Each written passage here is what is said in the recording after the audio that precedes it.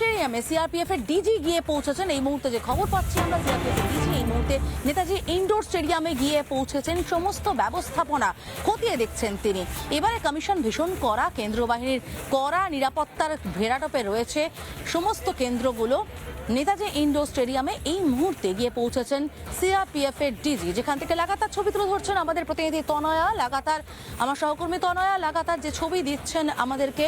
Netaji indoor স্টেডিয়ামে DG গিয়ে পৌঁছেছেন, ক্ষুদিরাম অনুশীলন কেন্দ্রে সমস্ত কিছু খতিয়ে দেখেছেন ডিজি, এবং সমস্ত ব্যবস্থাপনা কোথাও যাতে কোনো ধরনের কোনো ফাঁক না থাকে সেটা নিশ্চিত করছে এই মুহূর্তে কেন্দ্রীয় বাহিনী। তনয়া রয়েছে আমার সঙ্গে, সরাসরি চলে যাবো তনয়ার কাছে। তনয়া, নেতাজি ইনডোর স্টেডিয়াম থেকে এই মুহূর্তে ঠিক কি ছবি উঠে আসছে?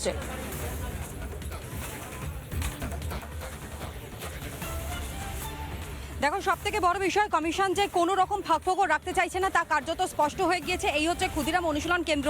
যেই ক্ষুদিরাম অনুশীলন কেন্দ্রই কিন্তু উত্তর কলকাতার যে 7 বিধানসভা কেন্দ্রে ভোট হয়েছে সেখানকার স্ট্রং রুম, এবং ঠিক তার পাশেই আমি দেবব্রতকে দেখানোর চেষ্টা করব যে এই মুহূর্তে দাঁড়িয়ে রয়েছে সাঁজোয়া গাড়ি, অর্থাৎ যে মার্কসম্যান যার পোশাকি নাম সেই সাঁজোয়া গাড়ি এই মুহূর্তে এখানে রয়েছে। অর্থাৎ ক্ষুদিরাম অনুশীলন কেন্দ্রের একেবারে বাইরে এই গাড়ি রাখা হয়েছে নিরাপত্তার স্বার্থে। প্রত্যেকটা মুহূর্তে প্রত্যেকটা পরিস্থিতির দিকে কিন্তু নজর রয়েছে কেন্দ্রীয় বাহিনীর জওয়ানদের। এবং একই সঙ্গে তোমাকে একটু দেখানোর চেষ্টা করবো আমি, সিসি ক্যামেরা সার্ভেলেন্সে মুড়ে ফেলা হয়েছে গোটা চত্বর।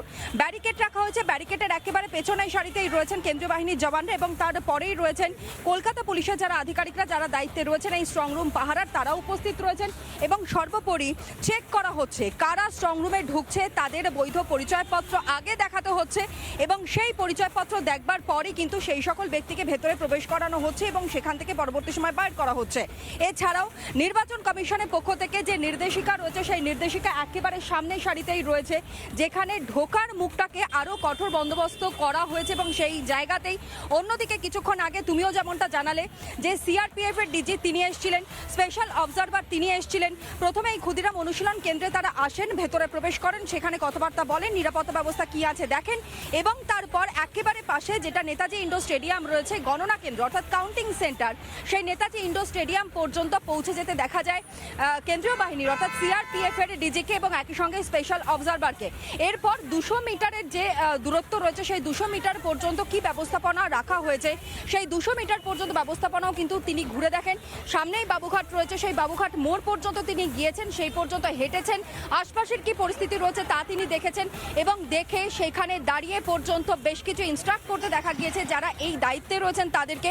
আর এই মুহূর্তে সেই গাড়ির ছবিটাও আমরা দেখাচ্ছি, যেই গাড়ি কিন্তু পরিষ্কার বার্তা দিচ্ছে যে কোনো রকমের কোনো বেয়াদবি যদি কেউ করে থাকে তাহলে তাকে রেয়াত করা হবে না, সে যেই দলেরই হোক না কেন।